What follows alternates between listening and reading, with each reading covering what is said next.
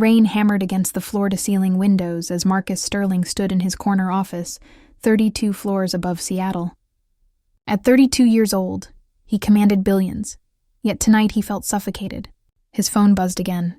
Another text from his mother about Sunday dinner, about expectations, about his sister's perfect engagement announcement. He needed air, space, anything but the sterile perfection waiting for him at home. Bella Luna Cafe sat tucked in Pioneer Square, warm light spilling onto wet cobblestones. Marcus pushed through the door, seeking refuge in anonymity. The smell of espresso and fresh bread wrapped around him like a forgotten memory. "Welcome to Bella Luna." Her voice cut through the noise in his head. Marcus looked up to find a young woman approaching, bronze skin glowing under Edison bulbs, dark eyes holding something he'd forgotten existed. Authenticity. Her name tag read Nana. Paint stains dotted her jeans beneath a cafe apron, and her curly black hair escaped its messy bun in wild rebellion. Just coffee. Black. Rough day? She set down the steaming cup, and something in her tone made him actually look at her. "Really look. You could say that. I'm Nina." She smiled, and Marcus felt his chest tighten unexpectedly. "I've seen you here before. You always look like you're carrying the weight of the world." Family expectations. The words escaped before he could stop them. Her laugh was soft, understanding. "Tell me about it. My family thinks I'm wasting my life painting instead of getting a real job. But art feeds my soul, you know? Money isn't everything." Marcus watched her move between tables, her easy laughter with strangers, the way she remembered their orders and their stories. She belonged to a world he'd abandoned somewhere between his first million and his first board meeting. An hour dissolved without him noticing. The cafe emptied. Nana approached with the check. On the house. "You looked like you needed it." She turned to leave, and Marcus made an impulsive decision that would shatter both their lives. "Nina, wait." He stood, heart pounding harder than any business deal had ever made it pound. She turned back, eyebrows raised. "This might sound crazy, but I have a proposition for you." "I'm listening." Marcus took a breath. "I need a fiancé. Not a real one. Just someone to play the part for a few months. My family is pressuring me to settle down, and I have business deals that depend on me appearing stable and committed." Her eyes widened. "Are you serious right now?" "Completely. I'll pay you $50,000 plus expenses. All you have to do is attend a few family functions with me. Think of it as performance art." Nina sat down slowly, studying him. "Why me? You could hire any actress in the city. Because you're real." The honesty surprised him. "My world is full of people who would do anything for money or status. But you have something they don't. Integrity." She twisted her hands in her lap. $50,000. Marcus could see the war behind her eyes. "I have student loans," she said quietly. "Art school wasn't cheap. This cafe job barely covers rent. That money would change my life. So is that a yes?" Nana took a shaky breath. "What exactly would this involve?" Marcus leaned forward. "Family dinners. Charity galas. Maybe a weekend trip or two. We hold hands, act affectionate in public. Nothing you're not comfortable with. This is strictly professional. How do I know you're not some kind of creep?" He pulled out his phone, showed her the news articles. "Google me. Marcus Sterling, CEO of Sterling Technologies. I'm many things, but I'm not a predator." She studied the screen, then looked back at him with amazement and suspicion warring in her expression. "You're actually him, the billionaire." Guilty as charged. Nana stood abruptly, pacing to the window. Marcus watched her profile against the city lights, the elegant line of her neck, the way she worried her bottom lip. "This is insane," she murmured. "Completely. But sometimes insane is exactly what we need." She turned back, decision crystallizing in her eyes. "Okay, but I have conditions." "Name them." "First, nothing physical beyond what's necessary for appearances. Second, I want half the money up front. Third, I can end this arrangement whenever I want. No questions asked." Marcus stood and extended his hand. "Deal." Their palms touched.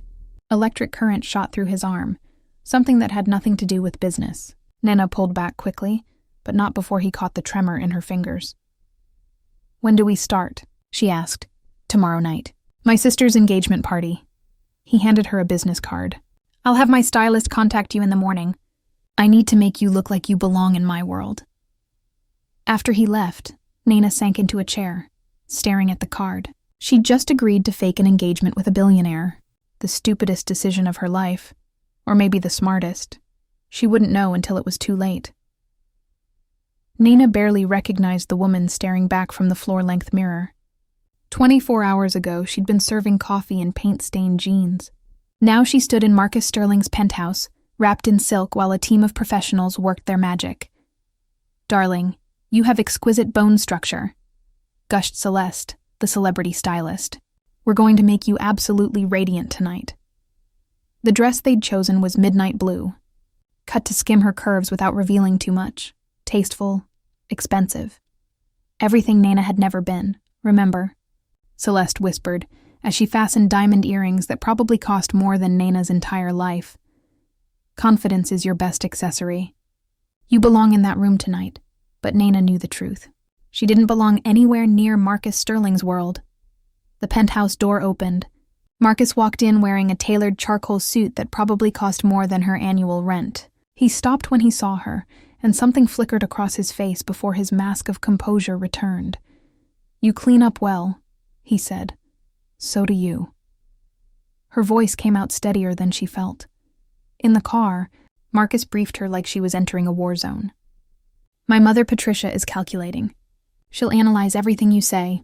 My father Theodore cares about legacy and appearances. My sister Emma is sweet but sheltered. And whatever you do, don't mention money or art school. So, just be fake and shallow." "Got it." Marcus looked at her sharply. "I'm trying to help you." "No, you're trying to make me into someone I'm not." Nana met his eyes. "I thought you wanted me because I was real." The tension crackled between them until the car pulled up to the Sterling family estate. Nana's breath caught. The mansion sprawled across manicured lawns like something from a movie, all white columns and glittering windows. "Ready?" Marcus asked, offering his hand. "No." But she took it anyway. His fingers closed around hers, warm and surprisingly gentle. That same electric current from the cafe shot through her again, and from the way Marcus's jaw tightened, he felt it too. Inside, the party was already in full swing. Crystal chandeliers cast golden light over women in designer gowns and men in expensive suits. Nina felt every eye turn toward them as they entered. "Marcus, darling." An elegant woman in pearls glided toward them. Patricia Sterling. Her smile was warm, but her eyes were calculating, measuring Nana like a specimen under glass. "And who is this lovely creature?" "Mother, this is Nina." Marcus's hand settled on the small of Nana's back, possessive and protective. "My fiancé." The word landed like a bomb. Patricia's smile froze. Conversations around them stuttered to silence. "Your what?" Patricia's voice could have cut diamonds. "We're engaged," Marcus said calmly. "I was going to tell you at dinner, but here we are." Theodore Sterling materialized beside his wife, all silver hair and stern authority. "This is quite sudden, Marcus. When you know, you know." Marcus pulled Nina closer. "Isn't that what you always said, Dad?" Nina felt panic rising. This wasn't the plan. They were supposed to ease into it, not detonate it like a grenade in the middle of his sister's party. "Well?" Patricia recovered her composure with frightening speed. "We must get to know our future daughter-in-law. Nana, dear, tell us about your family. What do your parents do?" Every word was a trap. Nana could feel them all watching, waiting for her to stumble. "My mother is a nurse. My father passed away when I was 16. "Oh, how unfortunate." Patricia's sympathy dripped with condescension. "And what do you do, dear?" "I'm an artist." "How charming." "A hobby." "No." Nana felt anger flare. "A career." The temperature in the room dropped. Marcus's hand tightened on her back in warning, but Nana was done being looked at like she was nothing. "Art is how I make sense of the world," she continued. "It's how I survive. Not everyone measures success in dollar signs and stock portfolios." Patricia's eyes went cold. How refreshing. Marcus has always had such interesting taste. "Mother," Marcus warned. "What?" "I'm simply getting to know the woman who somehow captured my son's heart." Patricia smiled like a snake. "Tell me, Nina, how exactly did you two meet?" Before Nina could answer, a voice cut through the tension. "Marcus, A beautiful blonde woman rushed toward them, all genuine warmth and excited energy. Emma Sterling, the sister. Behind her stood a tall man in a navy suit, watching with careful eyes. "Emma," Marcus said, relief evident in his voice. "I can't believe you're engaged. Why didn't you tell me?" Emma hugged Nana before she could react. "I'm so happy for you both. This is James, my fiancé." James extended his hand to Nana, but his gaze lingered on her face too long. Recognition flickered in his eyes. "Have we met before?" he asked. Nina's heart stopped. "I don't think so." "I could swear I've seen you somewhere." James's smile didn't reach his eyes. "Maybe around the city?" "Maybe." Nana forced herself to breathe. Seattle's not that big. But she knew exactly where James had seen her. 3 months ago, at a gallery opening downtown. She'd been there with another man, her ex-boyfriend, the one who'd stolen her work and sold it as his own before disappearing with the money, the one she'd been trying to forget. And from the calculating look in James's eyes, he remembered too. "Well," Patricia said, breaking the moment, "this calls for champagne. To celebrate both engagements." As servers appeared with crystal flutes, Marcus leaned close to Nana's ear. "What's wrong?" "You went pale." "Nothing," she whispered back. "Everything's fine." But it wasn't fine. James was watching her across the room, and Nana knew with sinking certainty that her past was about to collide with her present in the worst possible way. Marcus raised his glass. "To new beginnings." Nana drank, the champagne bitter on her tongue. She'd made a terrible mistake, and there was no way out now. 3 weeks into the arrangement, Nana found herself at Marcus's penthouse more than her own apartment. It was easier, he'd said. More convincing if she could answer questions about his life, his routines, his preferences. But easier was becoming dangerous. She stood at his kitchen island, painting on a small canvas while he worked on his laptop across from her. Rain drummed against the windows. The silence between them had shifted from uncomfortable to companionable, and that terrified her more than any Sterling family dinner. "You're staring," she said without looking up. "You have paint on your nose." Nina wiped at it, smearing blue across her cheek instead. Marcus laughed, the sound genuine and unguarded, and something in her chest cracked open. "Here." He stood, moving around the island. His thumb brushed her cheek, gentle and careful. Their eyes met. Neither moved. "Marcus," she whispered. "This wasn't part of the deal," he said quietly. "No, it wasn't." But neither pulled away. His hand lingered on her face, and Nana felt herself leaning into his touch like a flower toward sunlight. Dangerous, foolish, inevitable. The moment shattered when Marcus's phone buzzed. He stepped back, professional mask sliding into place. "It's my mother. Charity gala tomorrow night. Black tie. Another performance." Nana returned to her painting, ignoring the ache in her chest. "Nana, I didn't mean..." "It's fine. This is what I signed up for." But they both knew it had stopped being just a performance weeks ago. The gala was held at the Columbia Tower, the entire top floor transformed into a glittering wonderland. Nina wore emerald green silk that Marcus had insisted on buying, his eyes darkening when she'd walked out of the dressing room. "You're going to destroy me," he'd muttered. And she'd pretended not to hear the raw honesty in his voice. Now they moved through the crowd like a real couple, his hand possessive on her waist, her laugh at his jokes genuine instead of forced. People watched them with envy and speculation, and for the first time, Nana understood the intoxication of Marcus's world. The power. The attention. The way everything bent to accommodate him. "Having fun?" he asked as they swayed on the dance floor. "Maybe." She smiled up at him. "Don't let it go to your head. Too late." His hand tightened on her waist, pulling her closer. "I think you're ruining me for anyone real." "Marcus, don't." "Why not? This stopped being fake for me weeks ago." His eyes burned into hers. "Tell me you don't feel it too." Nana opened her mouth to lie, but couldn't. "It doesn't matter what I feel. This has an expiration date." "It doesn't have to."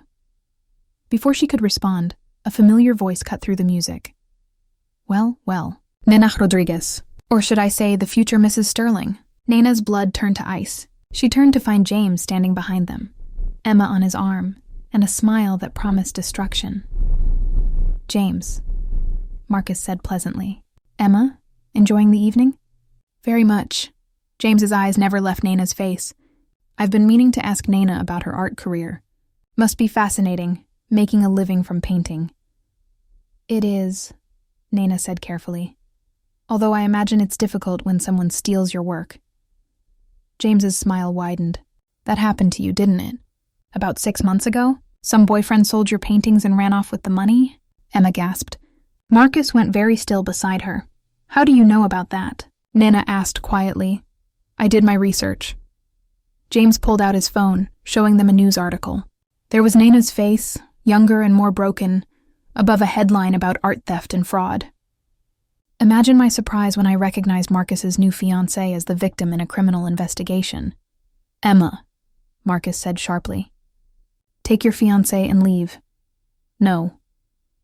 Emma looked between James and Nena, confusion and hurt warring on her face. What's going on? What's going on? James said smoothly. Is that your brother is engaged to a woman who was involved in a very public scandal. A woman who dated a convicted criminal. Makes one wonder what else she might be hiding. That's enough, Marcus growled. Is it true? Emma asked Nena. About your ex-boyfriend? Nena's throat closed. Yes, but I didn't know what he was doing. He stole my work. I was the victim. Of course you were. James's voice dripped with false sympathy. Just like you're the victim now, dating a billionaire. Very convenient timing. What are you implying? Marcus stepped forward, dangerous. I'm not implying anything. I'm stating facts. James shrugged. Although I do wonder what the business press would make of Sterling Technologies' CEO engaged to a woman with such a colorful past. Right before your company's IPO, might affect investor confidence. The threat hung in the air like poison. Why are you doing this? Nena asked. Because I can. James's mask slipped, revealing something cruel underneath. Because people like you don't belong in our world. You're playing dress-up, pretending to be something you're not. And I'm going to make sure everyone knows it. Marcus grabbed James by his lapels. If you say one word to the press, I will destroy you. I will dismantle your family's company piece by piece until there's nothing left. Marcus. Stop.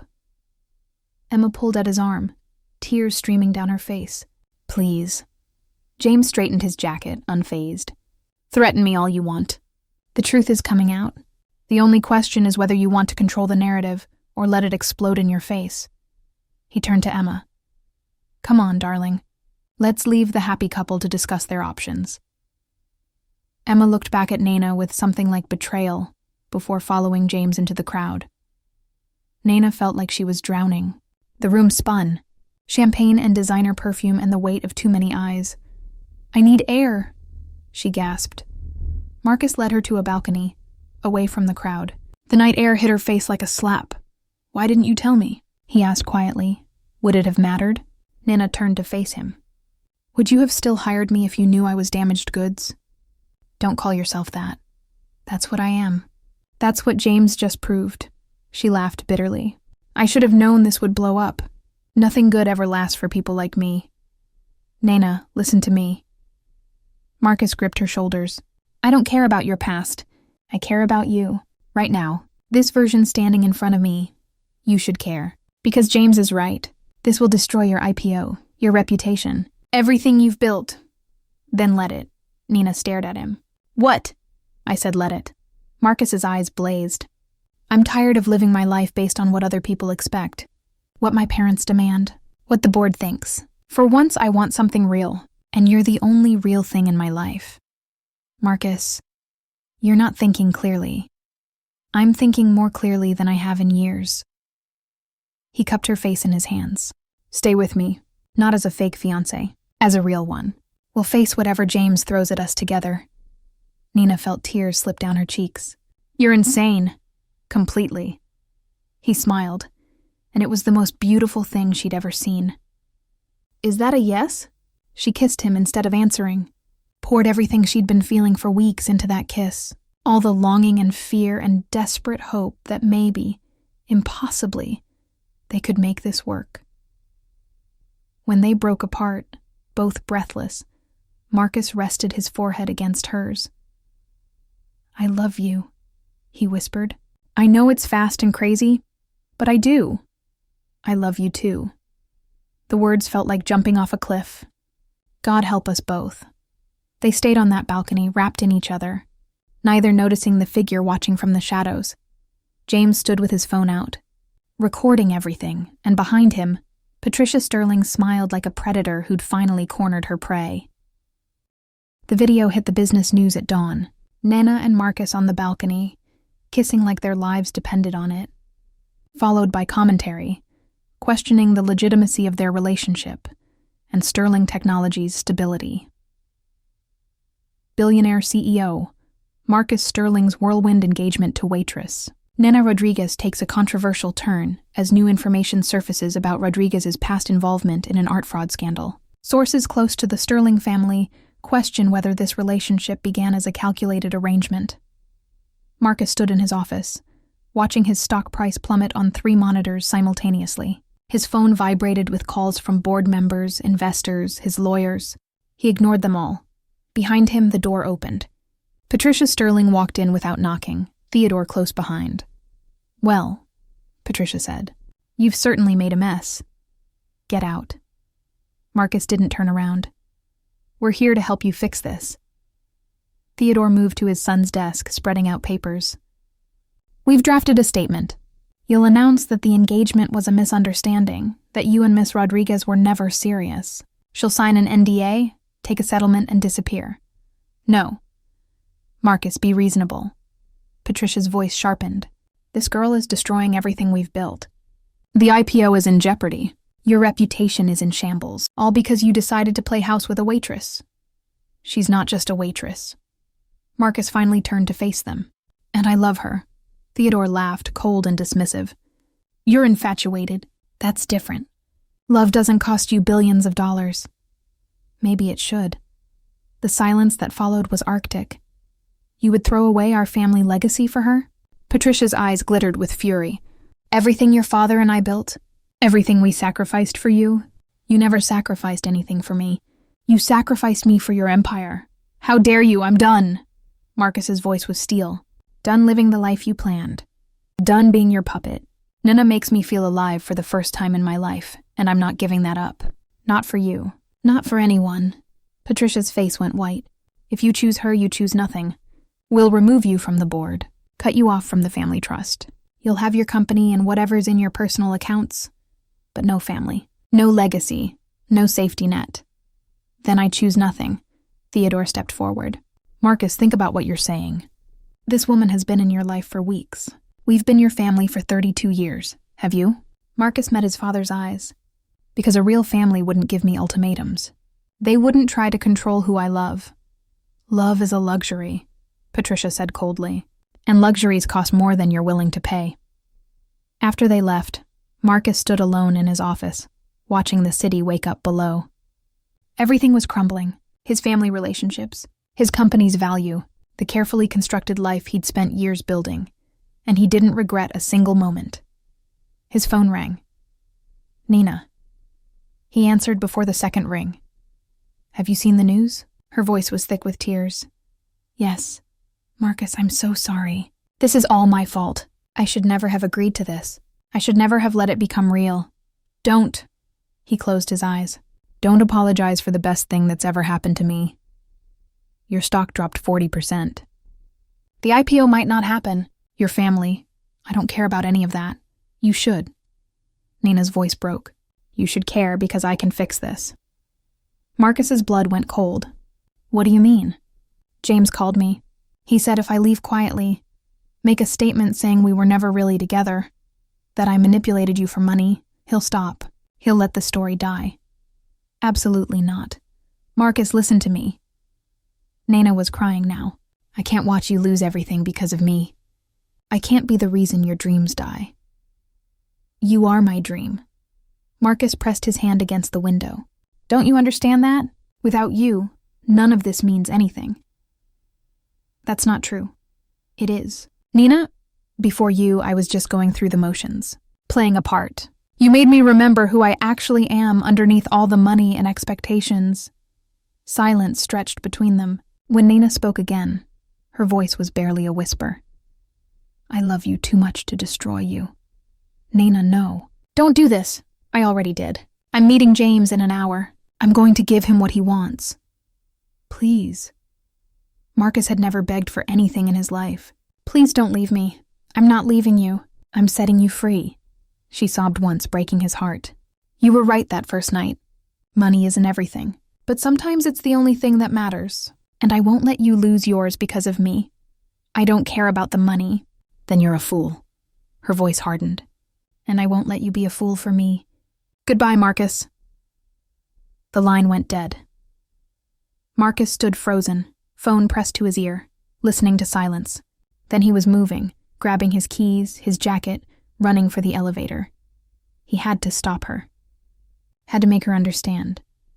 But when he reached the lobby, James was already there, holding his phone up with a smile. Too late, James said. She's already on camera, already told the world you were a mark, that she manipulated you, played on your loneliness, saw an opportunity and took it. Marcus grabbed James by the throat, slamming him against the marble wall. Security started toward them, but backed off at Marcus's look. Why? Marcus growled. Why do you care so much about destroying her? Because she doesn't belong. James's smile never wavered. Because people like her need to learn their place. And because your mother paid me very well to make sure this arrangement ended. The words hit Marcus like a bullet. What? You think I figured out her past on my own? Your mother hired investigators the night you announced your engagement. She knew everything about Nina Rodriguez within 24 hours. James straightened his collar when Marcus released him. Patricia Sterling doesn't leave things to chance, and she certainly doesn't let waitresses marry into her family. Marcus felt the world tilt. His mother had orchestrated everything. The investigation, the exposure, the ultimatum. She'd used James as a weapon and Nina as collateral damage. Where is she? Marcus asked quietly. Gone. She signed the NDA, took a very generous settlement, and left Seattle an hour ago. James headed toward the door, then paused. Oh, and Marcus? Your mother wanted me to give you a message. Welcome back to the family. After James left, Marcus stood in his lobby, surrounded by his empire, and realized he'd never felt more alone. He pulled out his phone and made one call. This is Marcus Sterling. I'm stepping down as CEO of Sterling Technologies, effective immediately. Release a statement saying I'm pursuing other interests, and liquidate everything in my personal portfolio. I want it converted to cash within the week. His assistant sputtered on the other end. Sir, that's hundreds of millions of dollars. The tax implications alone, I don't care. Do it. He hung up and walked out of the building. If Nina had sacrificed everything for him, he could do the same for her. Now he just had to find her.